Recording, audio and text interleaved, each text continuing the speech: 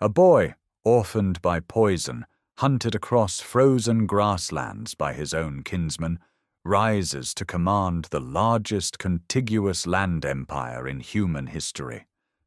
Between 1206 and 1279, the Mongols conquer 24 million square kilometers, shattering kingdoms from the Pacific to the Danube. No medieval power comes close. This is the complete story.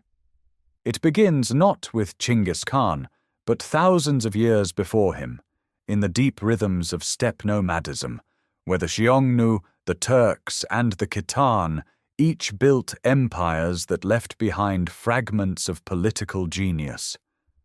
From those roots, we trace the brutal clan wars of the 12th century, the forging of Temüjin through suffering and betrayal, and the Kuriltai that proclaims him universal ruler. We follow the war machine westward through the burning cities of Khwarezm, northward into the frozen principalities of Rus, and southward into Song China. We enter Karakoram, the capital of the world, where Buddhist monks debate Muslim scholars beneath a silver tree crafted by a captured Parisian goldsmith. We witness daily life in the Ger camps, women ruling as regents between khans, merchants crossing continents under the protection of a single gold tablet. Then we watch the empire shatter, succession wars tearing apart what conquest built, until 4 khanates drift toward their own destinies and dissolution. This story still shapes the modern world. Gunpowder warfare, the Black Death, the political borders of Russia, China, Iran, and Central Asia, even the genetic legacy carried by millions alive today, all trace back to what the Mongols set in motion. Their empire lasted barely a century and a half, yet it permanently altered the trajectory of civilization. If you value complete journeys through the rise and fall of empires, subscribe so you never miss what comes next. Each week we bring you the full story of a world that shaped history. Let us begin where all empires of the steppe begin, with the land itself. The grass bends under a wind that has no memory of walls. It moves across the Mongolian plateau in long, unbroken waves, a sea of feathergrass and fescue stretching from the Khenti Mountains in the northeast to the Altai Range in the west, from the Gobi's gravel plains in the south to the forests of Siberia beyond the northern horizon. This is a landscape measured not in fields or fences, but in the distance a horse can travel between dawn and dusk. The sky above is enormous, pale blue fading to white at the edges, pressing down on the earth with a weight that feels almost physical. For thousands of years, this sky has been the only ceiling that matters. The earliest pastoral nomads appear on this plateau perhaps 4,000 years before the Common Era, following the domestication of the horse on the western steppe. The animal transforms everything. A herder on foot can manage a small flock. A herder on horseback can control hundreds of animals across dozens of kilometers, moving sheep, goats, cattle, and horses between seasonal pastures in patterns dictated by rainfall, temperature, and the slow regeneration of grass. The portable dwelling emerges from this necessity, a circular tent of felt pressed from sheep's wool, stretched over a collapsible lattice of willow wood, light enough for 2 ox carts to carry, warm enough to survive winters that plunge below 40 degrees. These structures dot the river valleys of the Orkhon, the Tul, the Onon, and the Kurulan, appearing and vanishing with the seasons like breath on cold glass. By the 3rd century before the Common Era, the steppe produces its first great political experiment. Around 209 before the Common Era, a leader named Modu Chanyu unifies the Xiongnu tribes into a confederation, powerful enough to threaten the newly unified Qin dynasty of China. The Xiongnu establish a template that will echo across 15 centuries, a supreme ruler commanding a decimal military hierarchy, lateral succession among royal brothers, tributary relationships with sedentary states, and the constant tension between centralized authority and the independence of subordinate chiefs. The Great Wall of China rises in direct response to their raids. The Xiongnu eventually fracture and fade, but the pattern repeats. The Turk Khaganate erupts across the steppe in 552, spanning from Manchuria to the Black Sea, the first empire to leave inscriptions in a Turkic runic script, carved into stone memorial pillars that still stand in the Orkhon Valley. Nearby, stone bulbal statues with carved faces and folded hands mark the graves of warriors, staring eastward toward the rising sun. The Turks rule until 744, when the Uyghurs overthrow them and establish their own Khaganate, building walled cities and adopting Manichaean script. Then come the Khitan, a proto-Mongolic people who found the Liao dynasty in 907, ruling northern China and the eastern steppe until the Jurchen destroy them in 1125. Each empire leaves sediment, administrative vocabulary, military organization, the concept of heavenly mandate adapted to steppe theology. Tengri, the eternal blue sky, presides over all. Shamans burn juniper and strike drums to communicate with spirits dwelling in mountains, rivers, and the endless wind. Among the Mongolic-speaking clans that inhabit the plateau's eastern reaches, a brief confederation forms under Kabul Khan of the Borjigin clan in the 1130s. He unites several tribes, even humiliates a Jurchen Jin emperor. But the unity does not survive his death. His successors quarrel. The Tatars, allied with the Jin, poison his grandson Ambagai. By the 1160s, the Mongolian plateau has returned to its default condition. Dozens of rival clans locked in vendetta, raiding each other's herds, stealing each other's women, forming and breaking alliances with each season. The Borjigin, the Taichiud, the Merkits, the Naimans, the Karaites, and the Tatars circle one another like wolves around a weakening fire. No single leader commands loyalty beyond his own camp. The steppe waits, fragmented and violent, beneath its indifferent sky. Into this world of vendetta and scarcity, a boy is born around 1162 in a river valley beneath the sacred bulk of Burkhan Khaldun mountain. His father is Yesuge, a minor Borjigin chieftain who commands perhaps a few hundred followers, enough to raid, not enough to rule. The child is named Temüjin, after a Tatar captive his father has recently taken. It is an unremarkable birth in an unremarkable camp, distinguished only by what later chroniclers will claim the infant clutched in his fist, a blood clot hard as a knucklebone, read by some as an omen of destiny. Yesuge's position is precarious. He holds no title beyond the respect his sword arm earns. When Temüjin is perhaps 9 years old, Yesuge rides east to arrange a marriage for the boy among the Ongirat clan, leaving his son with the bride's family as custom demands. On the return journey, Yesuge encounters a Tatar camp and accepts their hospitality. They recognize him. They poison his food. He reaches home only to die within days. The Borjigin followers, seeing no reason to serve a widow and her young children, abandon the family on the steppe. Temüjin, his mother Hoelun, his brothers, and his half-brothers are left to survive on roots, fish, and marmots in the Khenti mountains through winters that kill the unprepared without sentiment. These years of destitution harden the boy into something the steppe has not yet seen. He kills his half-brother Bektar over a stolen fish, an act that reveals both ruthlessness and the desperate arithmetic of survival when mouths outnumber morsels. He is captured by the Temüjin, his father's former allies, and forced to wear a wooden kangwe around his neck. He escapes. Each humiliation becomes a lesson in the architecture of power. Who can be trusted? Who will betray?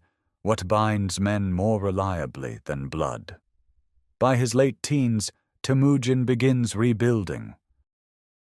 He seeks out Togrul, Khan of the powerful Karaite Confederation, who had once been his father's sworn brother.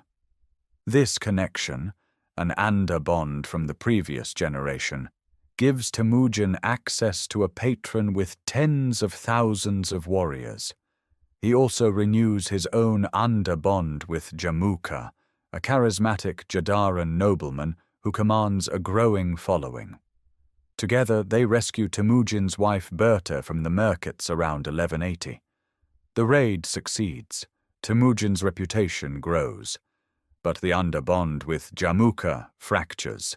Their ambitions are incompatible. Jamuka leads through aristocratic tradition, Temüjin through personal loyalty that ignores clan rank. Around 1187, at the Battle of Dalan Balzut, Jamuka defeats Temüjin and reportedly boils captured warriors alive. Temüjin flees, diminished but not destroyed. He spends the next decade patiently gathering followers, men who come to him not because of lineage but because he shares plunder equally, promotes the capable, and punishes betrayal without exception. The 1200s mark the acceleration. In 1202, Temüjin annihilates the Tatars, the people who poisoned his father, incorporating their warriors into his own forces and distributing their women and children among his followers. In 1203, he breaks with Togrul and destroys the Karaites after a desperate 3-day battle at Kala Khaljid Sands. In 1204, he shatters the Naimans in the west, scattering their remnants toward the Altai.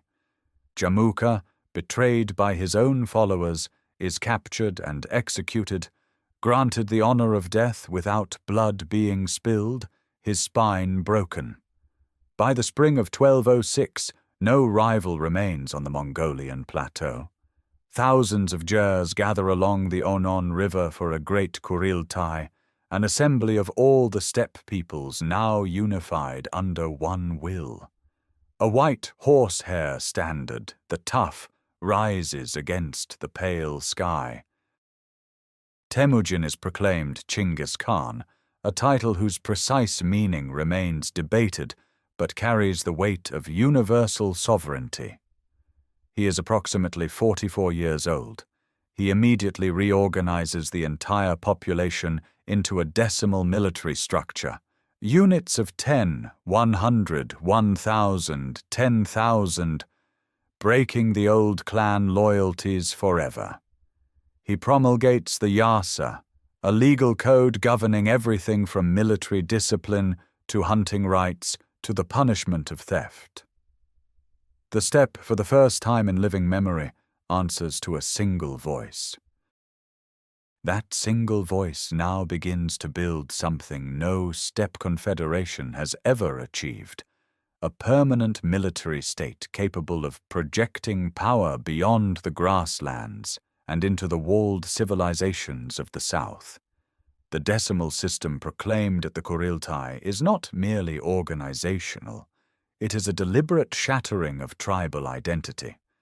Warriors from defeated Merkits serve alongside Borjigin clansmen in the same Mingan of 1,000. A Temüjin herder takes orders from a Besud commander promoted for valor alone. The old bonds of blood and clan, which had fueled generations of vendetta, are replaced by bonds of shared service and absolute obedience to the chain of command. At the apex of this structure sits the Keshig, an imperial guard of approximately 10,000 men drawn from the sons and brothers of commanders across all Tumen. They serve as bodyguards, household administrators, hostages guaranteeing loyalty, and a training corps for future generals. From their ranks emerge the empire's most devastating field commanders. Subeate, son of a blacksmith from the Uriankai forest people, owes nothing to aristocratic lineage. Jebe, once an enemy archer who shot Genghis Khan's horse from under him, earns his name, meaning arrow, through skill rather than birth. Mukali, a Jalaya tribesman, will eventually govern all of northern China. Merit, demonstrated in battle and in the hunt, determines rank. The Yam relay system takes shape in these early years, a network of way stations spaced roughly every 30 kilometers along major routes, each stocked with fresh horses, provisions, and riders. Messages cross the empire at speeds no sedentary kingdom can match. A command issued on the Onon River reaches the western marches within days. Intelligence flows back with equal speed.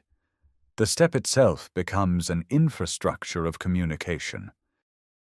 By 1209, this machine turns south toward the western Xia kingdom of the Tangut people, a Buddhist state controlling the vital Hexi corridor, the narrow passage between the Tibetan plateau and the Gobi Desert through which Silk Road caravans must pass. The Tangut capital of Zhongxing sits behind irrigation canals and rammed earth walls. Mongol cavalry cannot simply ride through fortified cities. The first campaigns reveal this limitation starkly. But Genghis Khan adapts. He diverts river waters toward Tangut defenses, threatens the capital with flooding, and by 1210 compels the Western Xia king to submit, provide tribute, and promise military auxiliaries. The corridor is open. The following year, 1211, the full weight of the Mongol army, perhaps 100,000 mounted warriors, crosses the Gobi and strikes the Jurchen Jin dynasty. The Jin Empire rules northern China with a population approaching 50 million, defended by hundreds of walled cities, a professional army of several 100,000, and the Great Wall fortifications. On paper, the contest appears impossible. But at the Battle of Yehuling in the mountain passes north of Zhongdu, Mongol cavalry annihilates a Jin field army that may number 300,000. The decimal discipline holds. Feigned retreats draw Jin heavy cavalry into killing grounds. Flanking Tumen close like the wings of a batu hunt. Yet Zhongdu itself, the Jin capital where modern Beijing now stands, resists behind massive walls. Genghis Khan cannot take it by storm. He learns. Captured Jin engineers, defectors, and siege specialists are incorporated into the army. Catapults, battering rams, gunpowder bombs, and mining techniques enter the Mongol arsenal. The siege of Zhongdu stretches through 1214 into 1215. Famine grips the city. Defenders resort to cannibalism. When the walls finally fall in the summer of 1215, the city burns for a month. A visiting diplomat later reports bones piled in mountains, the ground still slick with human fat. The fall of Zhongdu announces something new in the world, a nomadic power that has learned to consume cities. The captured engineers, the adopted siege technology, the administrative knowledge extracted from Jin bureaucrats, all of it feeds back into the machine. Mongol commanders now understand walls not as impenetrable barriers, but as problems requiring specific technical solutions. The army that rides away from the smoking ruins of Zhongdu is fundamentally different from the one that crossed the Gobi 4 years earlier. It carries within its ranks Chinese artillerists, Muslim merchants serving as financial administrators, and Khitan defectors who know every weakness of northern China's defense network. The steppe war machine has swallowed its first civilization and grown stronger for it. West of the Gobi, beyond the Altai passes and the thin ribbon of oasis towns that mark the eastern edge of the Turkic-Persian world, lies an empire of extraordinary wealth. The Khwarezmian realm stretches from the Aral Sea to the Persian Gulf, its heartland watered by the Amu Darya and the intricate irrigation canals of Transoxiana. Bukhara's madrasas rise in geometric perfection above dusty streets. Samarkand's blue-tiled domes catch the Central Asian sun. Merv, one of the largest cities on earth, sprawls across its oasis with perhaps 400,000 souls sheltered behind concentric walls. Shah Muhammad II rules this domain, a Turkic military sovereign commanding perhaps 400,000 troops garrisoned across fortified cities from Otrar on the Syr Darya to Nishapur in Khorasan. In 1218, this world collides with the machine that swallowed Zhongdu. The provocation arrives at Otrar, a trading city on the empire's northeastern frontier. A Mongol-sponsored caravan of several hundred merchants, carrying goods and bearing diplomatic credentials, enters the city. The governor, Inalchuk, seizes the caravan's wealth and executes the merchants as spies. When Genghis Khan sends ambassadors demanding restitution, Muhammad has one killed and the others sent back with shaved beards, a deliberate humiliation. The steppe ruler who punishes oath-breaking above all other crimes now has his casus belli. Through 1219, the Mongol army assembles, perhaps 100 to 150,000 riders, supplemented by Chinese siege engineers, Turkish auxiliaries, and a logistics train of unprecedented scale for a nomadic force. In autumn of 1219, the army crosses the Syr Darya in multiple columns. Genghis Khan divides his forces with characteristic audacity. His sons Chagatai and Ogedei besiege Otrar itself. Yochi moves north along the river. The main force under Genghis Khan and his youngest son Tolui vanishes into the Kizilkum Desert, an impossible march through waterless waste that brings them behind Muhammad's defensive line entirely. The Shah has dispersed his vast army across garrison cities, expecting to hold each fortification individually. It is a catastrophic miscalculation against an enemy that concentrates overwhelming force at chosen points. Bukhara falls in February of 1220. The Mongol army appears from the desert to the city's west, a direction no one anticipated. The garrison attempts a breakout and is annihilated in the open. The civilian population is driven out before the walls. The city burns. Genghis Khan reportedly enters the great mosque on horseback. Within weeks, Samarkand, the jewel of Transoxiana, defended by a garrison of perhaps 60,000, surrenders in March after only days of siege. The speed is paralyzing. City after city receives the same terrible choice: open the gates and submit, or resist and face total destruction. Muhammad flees westward, abandoning his empire city by city. Genghis Khan dispatches 2 Tumen, 20,000 men, under his finest generals, Jebe and Sube'ete, with a single order: pursue the Shah to the ends of the earth. They chase him across Khorasan, through northern Iran, to a small island in the Caspian Sea, where the broken ruler dies of pleurisy in early 1221, wrapped in rags, his empire dissolving behind him. Meanwhile, Tolui's army sweeps through Khorasan with systematic ferocity. Merv falls in February 1221. The population is divided among the soldiers for execution. Later chroniclers record figures of 700,000 or more dead, though exact numbers remain disputed. Nishapur falls in April. Even cats and dogs are killed. Herat submits, rebels, and is destroyed in its turn. The irrigation systems that sustain these oasis cities, canals maintained for centuries, are deliberately wrecked. Some will never recover. The fertile crescent of eastern Iran becomes depopulated wasteland for generations.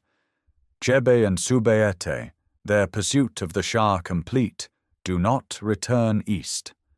Instead, they swing north around the Caspian, smash through Georgia, cross the Caucasus Mountains in winter, and emerge onto the Kipchak steppe. On May 31, 1223, they meet a coalition of Rus's princes and Kipchak allies at the Kalka River. The Mongols feign retreat, stretch the allied line across kilometers of open ground, then turn and annihilate it in detail. 6 Rus's princes die. The victors ride east, rejoining the main army, carrying intelligence about lands and peoples stretching all the way to the Danube. The reconnaissance is complete. The Western world has been measured. 4 years pass between the reconnaissance at the Kalka and the death that reshapes everything. Genghis Khan spends those years completing unfinished business, punishing the Tangut kingdom of Western Shia for its refusal to supply troops during the Khwarezmian campaign. In the summer of 1227, as Mongol forces systematically dismantle the last Tangut fortresses along the Yellow River's upper bend, the 65-year-old conqueror dies. The date is August 18th. The cause remains disputed across centuries: a fall from a horse, an arrow wound, illness. What matters is the silence that follows. His commanders concealed the death, slaughtering every living being encountered along the funeral cortege's route back to the Mongolian heartland. The body travels north, across the Gobi, toward the sacred mountain Burkhan Khaldun, where Temüjin once hid as a hunted boy. The burial site is unmarked. Horses trample the earth flat. No monument rises. The location passes into mystery. The empire does not collapse. The Yasa holds. The decimal structure holds. Genghis Khan's third son, Ögedei, designated heir years earlier, waits through the required mourning period while Tolui, the youngest son, serves as regent guarding the Mongol homeland. In 1229, a great Kuriltai confirms Ögedei as Khagan, Supreme Khan. He is pragmatic, generous with plunder, fond of wine, and possessed of genuine administrative vision. Where his father conquered, Ögedei consolidates. On the Orkhon River Valley, where Turk Khagans once raised memorial stones, construction crews begin building Karakorum in 1235. Walls of rammed earth enclose a modest city by sedentary standards, yet within those walls gather Uyghur scribes drafting edicts in vertical script, Chinese engineers designing granaries, Muslim merchants trading silk for furs, and Nestorian Christian priests conducting liturgy. The Yam relay system expands under Ögedei's direct patronage, stations placed every 40 kilometers across the empire's arterial routes, each maintaining fresh horses, provisions, and shelter for imperial messengers who can cover 300 kilometers in a single day. The Jin dynasty, already shattered but clinging to its southern territories around Kaifeng, falls definitively in 1234. Mongol and allied Song-Chinese forces breach Kaifeng's defenses. The last Jin emperor commits suicide at Kaizhou. Northern China, from the Great Wall to the Huai River, belongs entirely to the Mongols now. Then Ögedei turns west. The intelligence gathered at the Kalka River 18 years earlier has not been forgotten. In 1235, the Kuriltai authorizes a massive western campaign. Command falls jointly to Batu, grandson of Genghis Khan through his eldest son Jochi, and to the aging master strategist Sube'ete. Princes from every branch of the royal family contribute troops. The assembled force numbers perhaps 150,000. They cross the Volga in the winter of 1237, when the frozen rivers become highways. Ryazan falls in December after 5 days of assault. Vladimir burns in February 1238. City after city across the Rus's principalities is reduced: Suzdal, Moscow, Tver. The Mongols exploit winter deliberately, using frozen waterways as invasion corridors where European defenders expect impassable barriers. By 1240 the army reaches Kiev, once the greatest city of the Rus, seat of Orthodox Christianity's northeastern frontier. On December 6th, after a brief siege, the walls are breached. The city is sacked so thoroughly that a traveler passing 6 years later counts countless skulls scattered across the landscape. Spring 1241. The army splits with characteristic precision. One column strikes northwest into Poland, defeating a combined force of Poles, Templars, and Teutonic Knights at Legnica on April 9th. 2 days later, the main force under Batu and Sube'ete annihilates King Bela IV's Hungarian army at Mohi on the Sajo River. European heavy cavalry charges directly into prepared killing zones, arrow storms, flanking maneuvers, a feigned gap in encirclement that channels fleeing knights into marshland. Hungary is devastated. Mongol patrols reach the Adriatic coast. Europe lies open. Then, in December 1241, word arrives across the Yam network. Ögedei is dead. The princes must return for the succession Kuriltai. The armies withdraw eastward, never to return in such force. Europe exhales without understanding how close it came to absorption into the empire of the steppe. The armies withdraw, but the empire does not sleep. Even as princes ride eastward towards the succession struggle, something unprecedented rises on the Mongolian steppe, a permanent capital, a fixed point in a civilization defined by movement. Ögedei Khan had ordered its construction beginning in 1235, on the banks of the Orkhon River in a valley the Turks once considered sacred. By the mid-1240s, Karakorum stands as the administrative nerve center of the largest contiguous land empire the world has ever known. The city is modest by the standards of Baghdad or Hangzhou. Its walls enclose perhaps 2 square kilometers. Yet within those walls, the entire known world compresses into a single settlement. Buddhist temples with gilded roofs stand beside mosques where muezzins call the faithful to prayer. Nestorian Christian churches ring their bells on Sundays. 12 pagan idol temples serve various traditions. The Mongol Khans enforce no state religion. They demand only political submission, and in return offer something remarkable for the 13th century: genuine freedom of worship as deliberate imperial policy. At the center of the palace complex, a masterwork captures the empire's strange genius for absorbing conquered talent.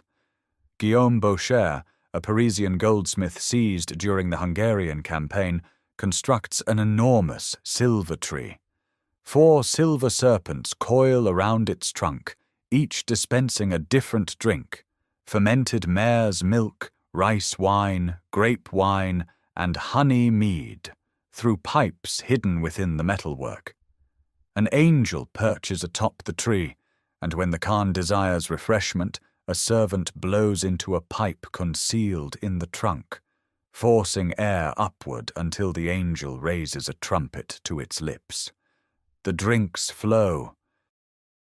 Franciscan friar William of Rubruck, visiting in 1253 and 1254 on a diplomatic mission from King Louis IX of France, describes this marvel alongside the city's cosmopolitan chaos: German slaves, Hungarian women, Parisian craftsmen, Chinese physicians, Persian astronomers, and Uyghur scribes all inhabiting the same streets. Those Uyghur scribes form the backbone of imperial administration. Their vertical script, adapted for the Mongolian language on Genghis Khan's orders, fills the documents that hold the empire together: tax records, military dispatches, diplomatic correspondence, census rolls. The census itself represents an astonishing bureaucratic achievement. In 1236, Ögedei orders a complete enumeration of conquered northern China.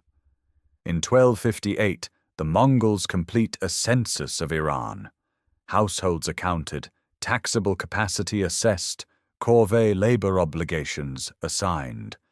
Conquered populations are organized into units mirroring the military decimal system, groups of 10, 100, 1,000, each collectively responsible for tribute. Binding these far-flung territories together is the Yam, a postal relay network spanning perhaps 50,000 kilometers of routes. Relay stations stand at intervals of roughly 40 kilometers, each maintaining fresh horses, supplies, and riders.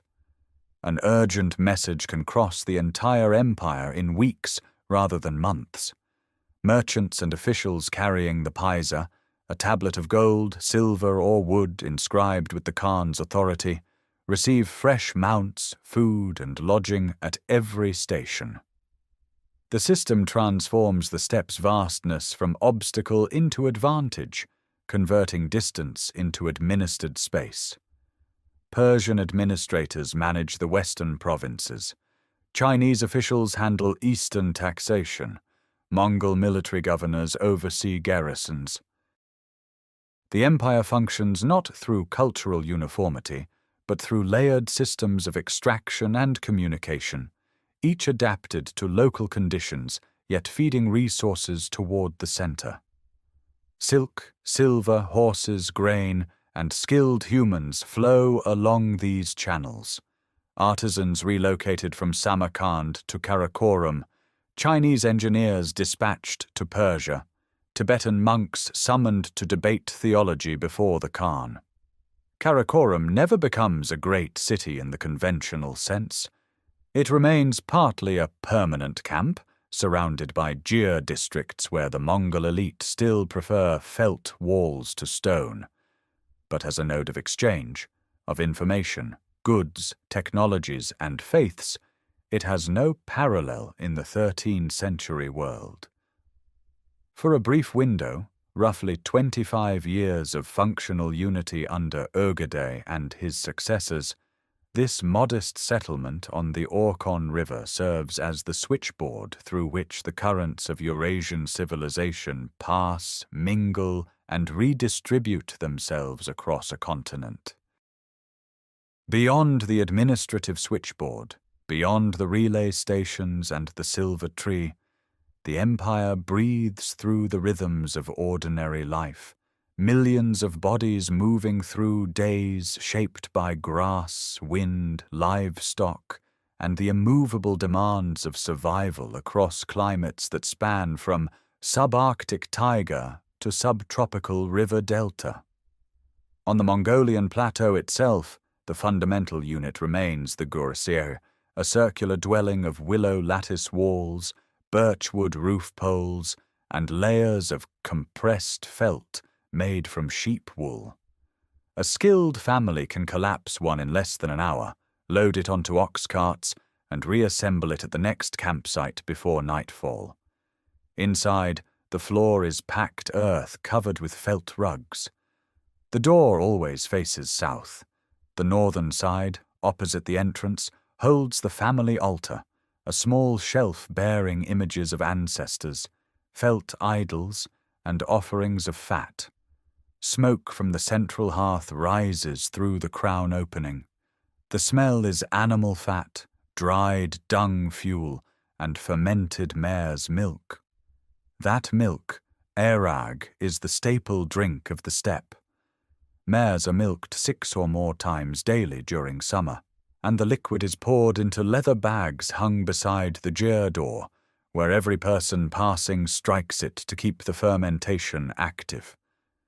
The Mongol diet consists overwhelmingly of meat and dairy, dried curds called arul, clarified butter, boiled mutton, and in lean months the blood drawn from a living horse's neck vein mixed with water. Grain is a luxury, bread almost unknown among pastoral families. This diet produces bodies adapted to cold and endurance, fed by herds of horses, sheep, goats, cattle, and camels that number in the tens of thousands for wealthy households. Children ride before they walk steadily. By age 3, a child is tied to a saddle. By 5, they carry a small bow. The composite bow itself, layers of horn, sinew, and birch laminated together, takes years to craft and can launch arrows over 300 meters. Boys compete in the 3 manly games, wrestling, archery, and horse racing. Girls ride with equal confidence and manage herds alongside brothers. Women hold property. They own livestock independently of husbands. They manage the household economy entirely, pitching and striking the gyr, processing dairy, making felt, tannin hides, loading carts for migration. When men ride to war, women govern. This is not merely domestic authority. Between 1241 and 1246, Turagena Khatun rules the entire Mongol Empire as regent after Ögedei's death, manipulating court politics, appointing ministers, and engineering her son Guyuk's election as Khan. After Guyuk's death in 1248, Ogul Khaimish serves as regent until 1251. Persian and Chinese chroniclers note with astonishment that Mongol women ride unveiled, speak in council, and conduct trade negotiations directly. Far from the steppe, conquered peoples inhabit a different world beneath the same imperial canopy.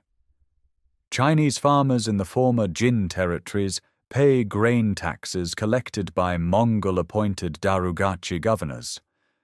In Persia, the population, devastated by the Khwarezmian campaign, slowly rebuilds under administrators who extract silver tribute.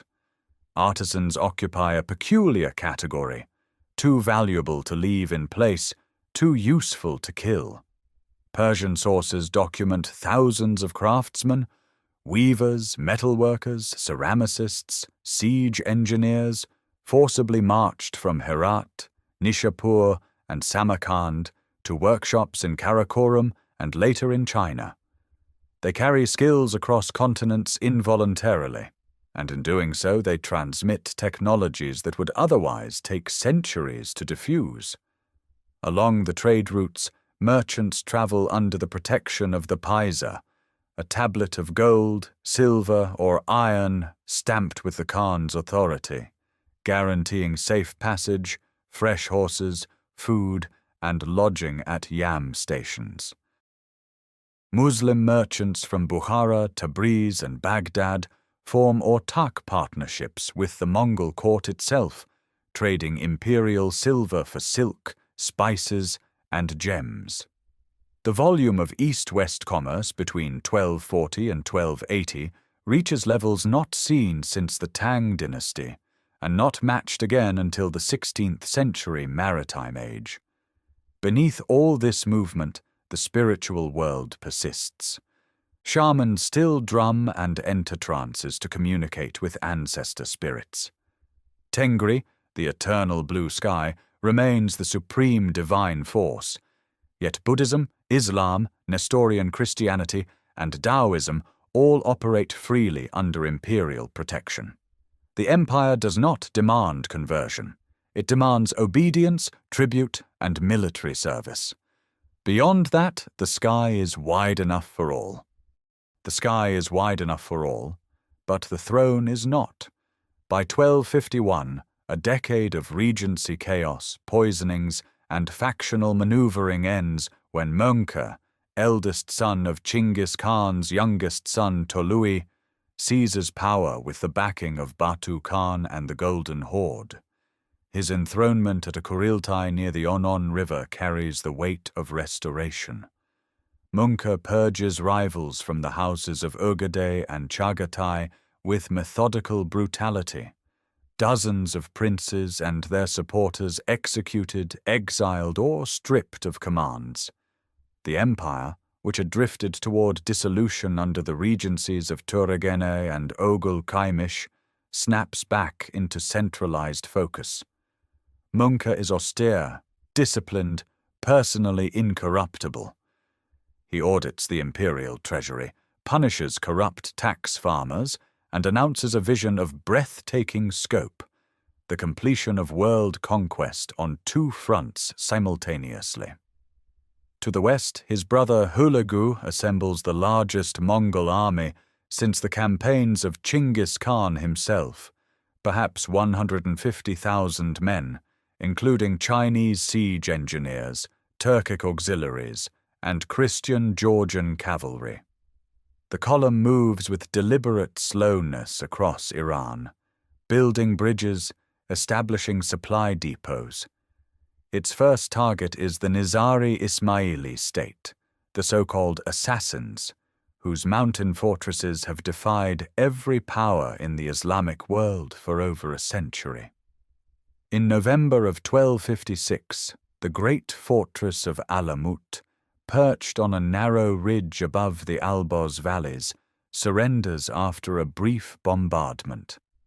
Its legendary library, containing astronomical instruments and philosophical manuscripts, is examined by the Persian scholar Atta Malik Juvaini before much of it is destroyed. The last Ismaili Grand Master, Rukn al-Din Kurshah, is sent to Mongke and executed on the road. Hulagu turned south toward Baghdad. The Abbasid Caliph al-Mustasim, 37th in the line stretching back over 5 centuries, refuses submission. His city, once the intellectual capital of the Islamic world, has declined militarily but remains symbolically supreme, the seat of the caliphate, repository of countless manuscripts, center of scholarship. On the 10th of February, 1258, Mongol forces breach the walls. The sack lasts days. Libraries are hurled into the Tigris, their ink staining the water dark. The House of Wisdom's remaining collections, astronomical observatories, hospitals, all are destroyed or scattered. Al-Mustasim is wrapped in a carpet and trampled by horses, a method of execution that avoids spilling royal blood upon the earth. The caliphate, unbroken since 750, ceases to exist. Meanwhile, thousands of kilometers to the east, Kublai leads armies into the mountainous terrain of Yunnan and Sichuan against the southern Song dynasty. Mongke himself takes command of a second column, pressing into Sichuan's fortress-studded river valleys. The Song have learned from decades of Mongol warfare. Their mountain fortifications, supplied by river, prove extraordinarily difficult to reduce. In August of 1259, before the fishing town fortress of Diaoyu in Sichuan, Mongke Khan dies. Whether from dysentery, a Song crossbow bolt, or the cumulative toll of campaign, sources disagree. But the consequence is immediate and irreversible. 2 brothers claim the throne. Kublai, commanding the eastern armies, holds a Kuriltai near his base at Kaiping in 1260 and declares himself Great Khan. Arik Böke, controlling the Mongolian heartland and Karakorum, holds his own Kuriltai and makes the same claim. Civil war erupts between them, the first open fratricidal conflict for the supreme throne. In the Levant, Hulagu's momentum stalls. He withdraws the bulk of his forces eastward, leaving a reduced garrison under his general Kitbuka.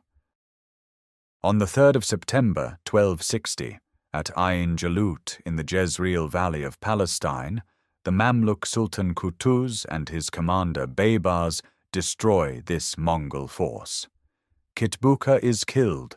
It is the first decisive, unreversed Mongol battlefield defeat. The empire will never reach Egypt, never cross into Africa.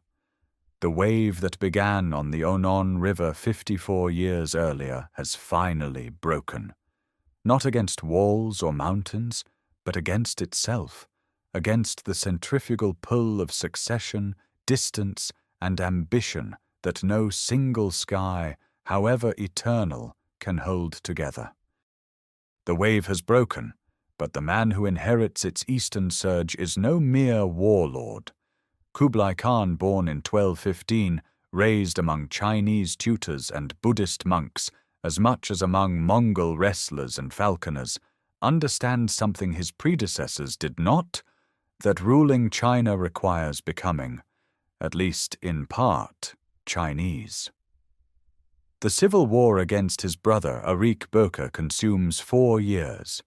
From his base at Shangdu, the summer palace he has built in the grasslands north of the Great Wall, a complex of marble pavilions, hunting parks, and irrigated gardens where steppe meets farmland, Kublai wages a war of logistics rather than cavalry charges.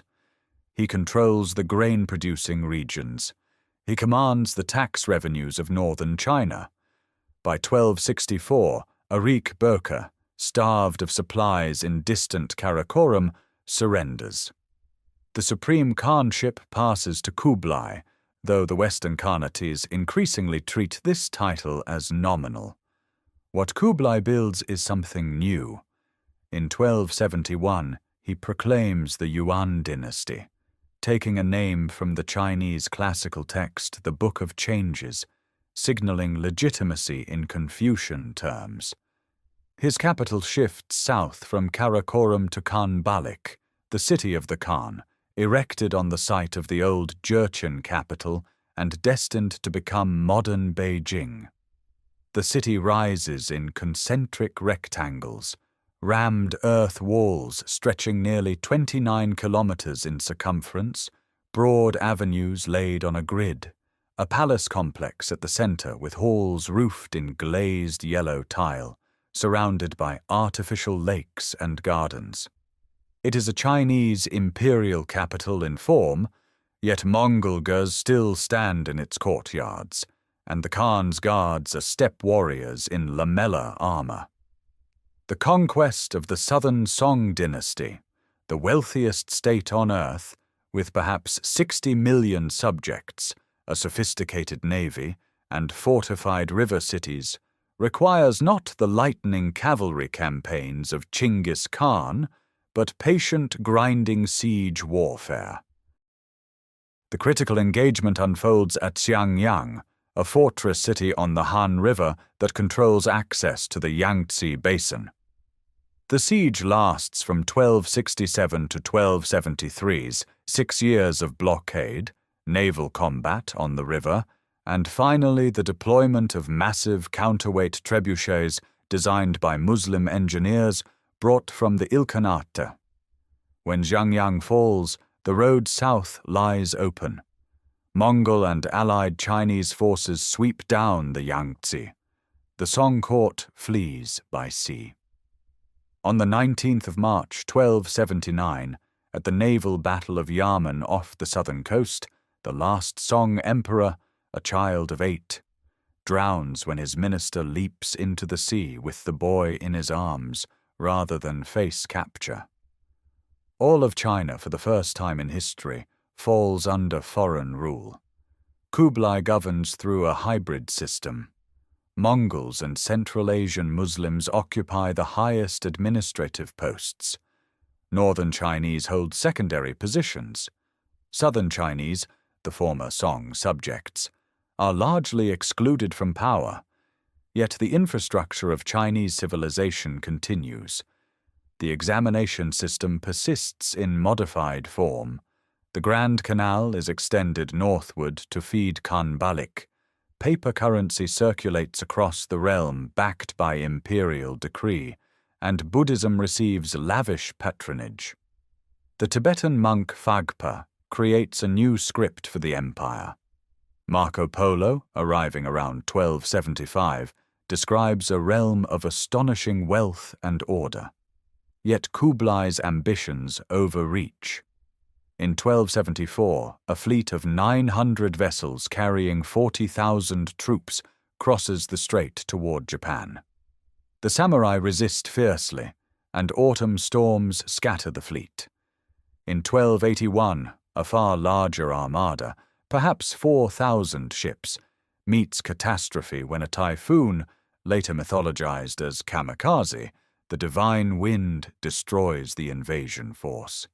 Expeditions against Vietnam in 1284 and Java in 1293 also fail. The naval empire Kublai envisions never materializes. By the time of his death on the 18th of February 1294, Kublai has outlived his favorite wife Chabi, his chosen heir Genghis, and his own vitality. He is obese, gouty, grief-stricken. The Yuan dynasty he leaves behind is the richest state on earth, yet its foundations are already cracking. Ethnic tensions between Mongol rulers and Chinese subjects, inflation from excessive paper money printing, and the loss of steppe military vigor among a court that has grown sedentary. The Khan who swallowed China has also been swallowed by it. While Kublai's Yuan dynasty absorbs the wealth and contradictions of China, the western reaches of the Mongol world have already been evolving along entirely different trajectories for decades. Two vast khanates, one sprawling across the frozen rivers and endless grasslands north of the Black Sea, the other commanding the ancient civilizations of Persia and Mesopotamia, now chart their own courses, bound by Chinggisid blood, yet divided by geography, religion, and ambition.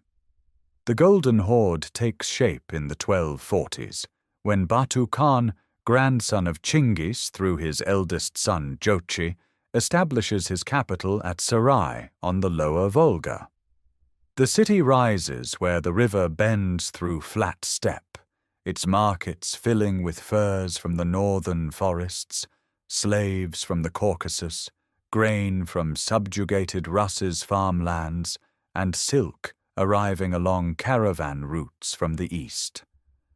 Batu's domain stretches from the Ural Mountains to the Danube, encompassing the shattered principalities of Rusas whose princes must now journey to Sarai, kneel before the Khan's throne, and receive a yarlik, a patent of authority, permitting them to rule their own people as tributaries. The Grand Prince of Vladimir, the Prince of Moscow, the Lords of Tver and Suzdal, all become tax collectors for the horde, funneling silver and conscripts westward to the Volga. When Batu dies around 1255, his brother Berk inherits a domain already transforming. Berk is a Muslim, converted before his accession, and his faith places him in direct opposition to his cousin Hulagu, who in 1258 has destroyed Baghdad and killed the Caliph. The fury of the Islamic world finds a champion in Berka. By 1262, Golden Horde armies clash with Ilkhanate forces in the Caucasus, Chinggisid fighting Chinggisid across the mountain passes of modern Azerbaijan. This war, the first open military conflict between successor khanates, shatters any remaining pretense of imperial unity.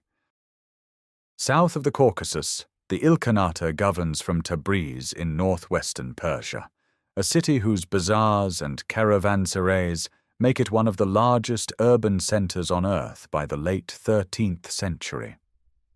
Hulagu and his immediate successors patronize Buddhism and Nestorian Christianity, maintaining diplomatic correspondence with the papacy and Crusader states, proposing joint campaigns against the Mamluks of Egypt. Yet Persia is overwhelmingly Muslim, and the Ilkhanat's legitimacy depends increasingly on accommodation with its subjects. The transformation arrives definitively in 1295 when Ghazan Khan converts to Islam, taking the Shahada and ordering the destruction of Buddhist temples and Christian churches throughout his realm. What follows is not decline, but renaissance. Ghazan reforms taxation, standardizes weights and measures, and commissions his vizier Rashid al-Din to compose the Jami al-Tawarish, a universal history completed around 1307 that remains one of the most ambitious historiographical projects of the medieval world. Persian miniature painting flourishes under Mongol patronage, blending Chinese artistic techniques with Islamic manuscript traditions. The Great Dome of Sultaniya, built under Ghazan's successor Ul-Jaytu between 1302 and 1312, rises over the Iranian plateau as the largest brick dome ever constructed, a monument to Mongol Islamic synthesis. Back on the Volga, the Golden Horde reaches its apex under Özbeg Khan, who rules from 1313 to 1341.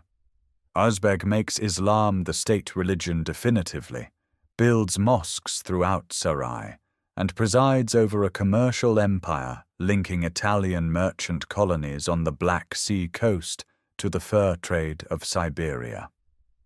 Genoese and Venetian traders maintain factories at Tana and Kaffa, purchasing slaves and grain that flow westward to Mediterranean markets. Yet both Khanates carry the seeds of dissolution. The Ilkhanate collapses after the death of Abu Sa'id in 1335, fragmenting into competing successor dynasties with no clear Chinggisid heir. The Golden Horde endures longer, but grows brittle, its military edge dulling as the steppe aristocracy settles into urban comfort along the Volga. The parallel histories of these two thrones reveal the empire's deepest paradox. Mongol power, born of mobility and unity, cannot survive the very civilizations it conquers. Between the Golden Horde's western dominion and the Ilkhanate's Persian splendor lies the most restless of the successor states, the Chagatai Khanate, stretching across the heartland of Central Asia from the Amu Darya to the Tarim Basin. It is here, along the ancient corridors where caravans have moved for millennia, that the Mongol Empire's greatest paradox plays out most violently. The irreconcilable tension between the nomad's open steppe and the merchant's walled city. Chagatai Khan, Genghis Khan's second son, receives this domain in 1227 Torah, a vast territory encompassing Transoxiana's irrigated farmlands, the caravan cities of Bukhara and Samarkand, and the endless grasslands stretching northeast toward the Altai. Chagatai himself rules as a strict guardian of the Yasa, despising the sedentary ways of his urban subjects. His successors inherit this ambivalence. The Khanate lurches between rulers who embrace Persian Islamic urban culture and those who cling to nomadic tradition, each faction deposing the other in cycles of coup and counter-coup that make this the most unstable of all Mongol successor states.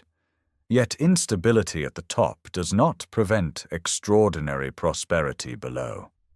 The Pax Mongolica transforms the overland routes crossing Chagatai territory into the safest commercial arteries the medieval world has known. Merchants carrying silk, porcelain, spices, and precious metals travel under the protection of the golden Pisa tablet, moving from caravanserai to caravanserai across distances that would have been suicidal a century earlier. Franciscan friars like John of Montecovino journey from Italy to Khanbalik. Pegolotti's merchant handbook of the 1330s declares the road from Tana to Cathay perfectly safe by day or night. The oasis cities of Kashgar, Khotan, and Turfan thrive as nodes in a network linking the Mediterranean to the Pacific.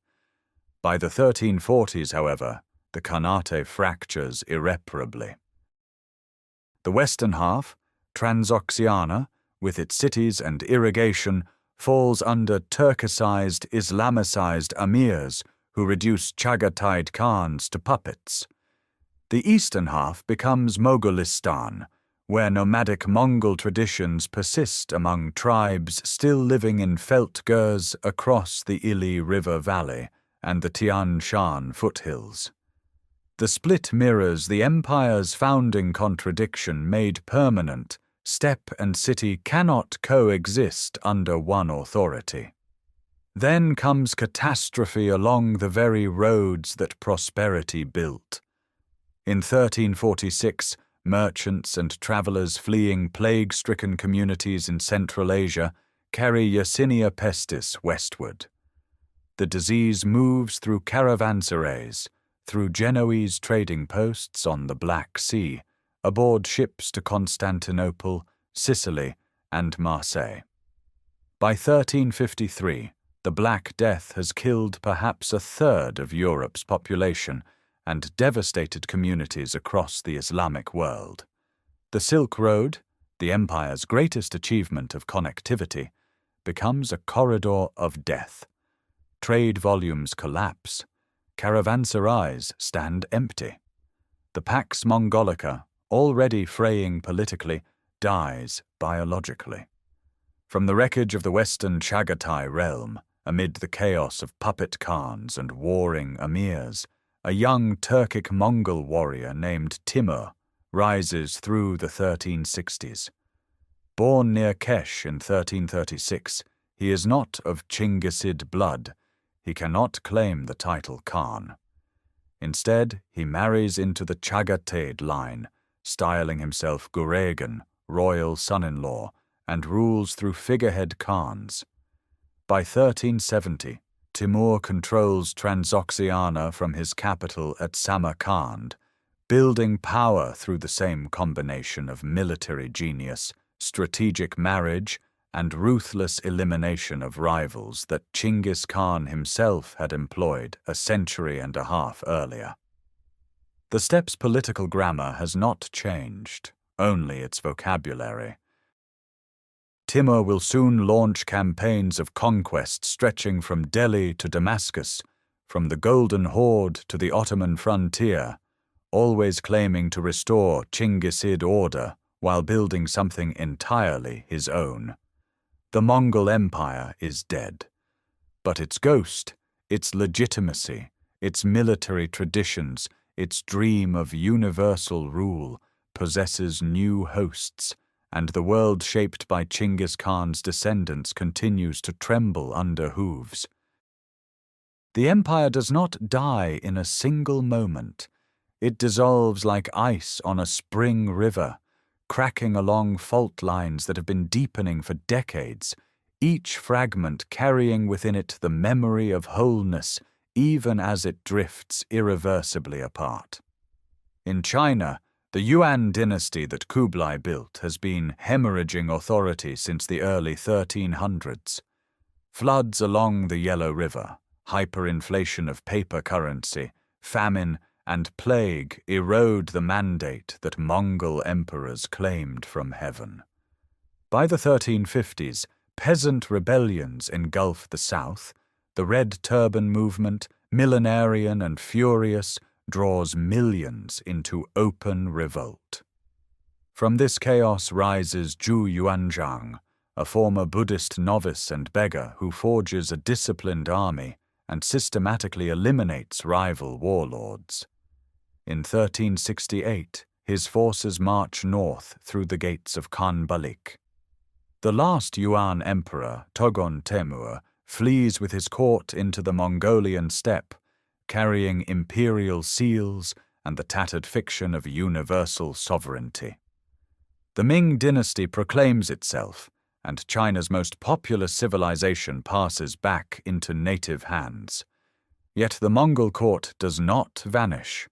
It reconstitutes itself on the northern grasslands as the Northern Yuan, ruling from mobile camps, raiding Ming border provinces, and maintaining the Chinggisid succession for generations, diminished but unextinguished, a dynasty in exiles on the very steppe from which it first arose. Timur, meanwhile, reshapes the Western Mongol world through fire. From Samarkand, his armies campaign ceaselessly. In 1391 and 1395, he crushes Tokhtamish, Khan of the Golden Horde, devastating the Horde's capital at Sarai and breaking its military power permanently. The Golden Horde never recovers its unity. By the early 1400s, it splinters into successor Khanates: Kazan on the Middle Volga, Astrakhan at the river's mouth, the Crimean Khanate on the Black Sea Peninsula, and the Khanate of Sibir beyond the Urals. Each claims Chinggisid legitimacy through its ruling dynasty. Each extracts tribute from surrounding peoples, but none commands the vast territorial sweep that Batu and Uzbek once held. Timur himself, though he conquers from Delhi to Damascus and defeats the Ottoman Sultan Bayezid at Ankara in 1402, never takes the title Khan. He cannot. His blood is not Chinggisid. Instead, he rules as emir, governing through puppet Khans of Genghis Khan's lineage, legitimizing his power through marriage into the Borjigin line. The grammar of steppe sovereignty remains absolute. Only the blood of the world conqueror authorizes supreme rule. When Timur dies in 1405, his own empire fragments among quarreling sons and grandsons. The Timurid successor states in Persia and Transoxiana produce extraordinary cultural flowering.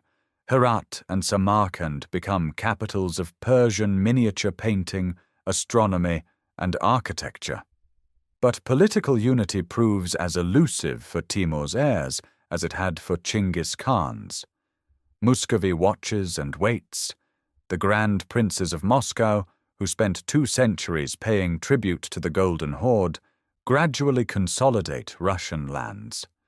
Ivan III ceases tribute payments in 1480, and by 1552 his grandson Ivan IV conquers the Khanate of Kazan, then Astrakhan in 1556, absorbing Chinggisid successor states into an expanding Russian realm that will eventually stretch to the Pacific, inheriting the continental scale that the Mongols first demonstrated was possible. Across this entire dissolution, Mongol institutions persist within new frameworks. The Ottoman military adopts decimal organization. Ming China retains the Grand Canal and postal relay infrastructure, the Yuan expanded. Muscovite tax collection and census methods echo Mongol administrative practice.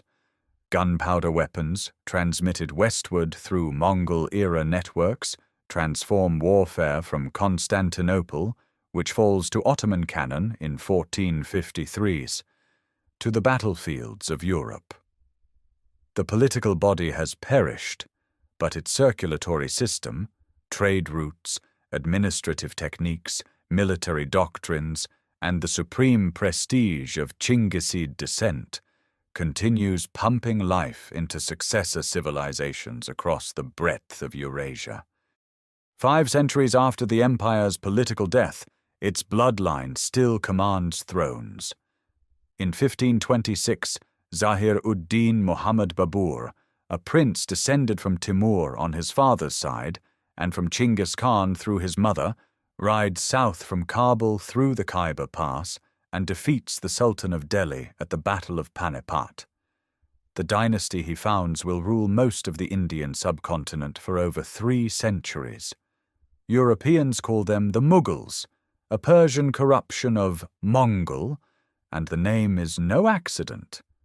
Babur's descendants build the Taj Mahal, administer a population exceeding 100 million, and maintain a court culture that fuses Persian refinement with Central Asian martial tradition. The white marble of Agra catches morning light above the Yamuna River, a monument raised by a dynasty whose legitimacy traces back to a felt gur on the Mongolian steppe.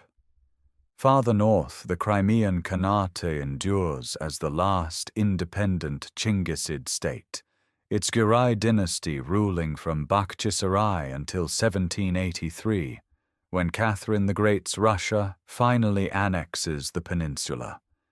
For over 300 years, the Crimean Khans have raided, traded, and negotiated as sovereign rulers whose genealogical authority no neighboring power can replicate.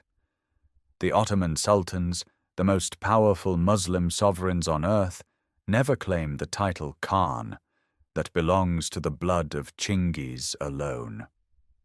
On the Mongolian plateau itself, the homeland has become a contested periphery. The Qing dynasty, founded by Manchus who themselves absorbed Mongol political traditions, incorporates inner and outer Mongolia through a combination of military force, marriage alliance, and Buddhist institutional control. For 2 centuries, Mongol nobles serve the Qing, while herders continue the ancient cycle of seasonal migration across grasslands their ancestors rode when the world trembled. Then the Qing collapses. In 1911, Outer Mongolia declares independence under the 8th Jebtsundamba Kutuktu, a Buddhist incarnate lama. The new state is fragile, caught between Russian and Chinese ambitions. By 1924, Soviet influence transforms it into the Mongolian People's Republic, the world's second communist state. Gurs still dot the landscape, but collective farms replace clan pastures, and Cyrillic script replaces the old Uyghur-derived Mongolian alphabet. Genghis Khan's name becomes politically dangerous under Soviet orthodoxy, which views him as a feudal oppressor rather than a national founder. The transformation arrives in 1990. As the Soviet Union disintegrates, Mongolians take to the streets of Ulaanbaatar in peaceful protest. Democracy replaces single-party rule. A new constitution is adopted in 1992, and almost immediately, Genghis Khan returns, not as conqueror, but as founding father. His face appears on the national currency, the togrog. His name graces the international airport, the main vodka brand, hotels, and universities. In 2008, a 40-meter stainless steel equestrian statue rises at Tsonjin Bulldog on the open steppe east of the capital, the largest equestrian statue on Earth, gleaming under the eternal blue sky his people once worshipped. The genetic legacy is equally vast. Studies published in 2003 suggest that approximately 16 million men across Central Asia carry Y chromosomal lineages traceable to a single common ancestor from the era of Genghis Khan, a biological imprint of empire written into human DNA itself. Modern Mongolia holds barely 3.5 million people. Its territory is vast, its cities few, its steppes still home to herders who move with the seasons in felt gurs built on the same collapsible wooden lattice frames their ancestors used 8 centuries ago. Horses still outnumber cars in the countryside. The wind still carries the smell of dried dung fires and fermented mare's milk across valleys where empires were born. The Mongol Empire lasted barely a century and a half as a unified political entity. Yet it accelerated the transmission of gunpowder, paper currency, and plague across continents. It redrew the demographic map of Eurasia. It established precedents for religious tolerance and meritocratic governance that later empires would echo. It connected civilizations that had never before exchanged goods, genes, or ideas at such scale. The steppe that swallowed the world gave it back transformed, and the transformation endures in borders, bloodlines, trade routes, and the memory of what human ambition, mounted on horseback beneath an infinite sky, once made possible. Thank you for joining this journey across 8 centuries of history. If these stories have deepened your understanding of the world, please subscribe to the channel so you never miss a new exploration into the civilizations that shaped our past.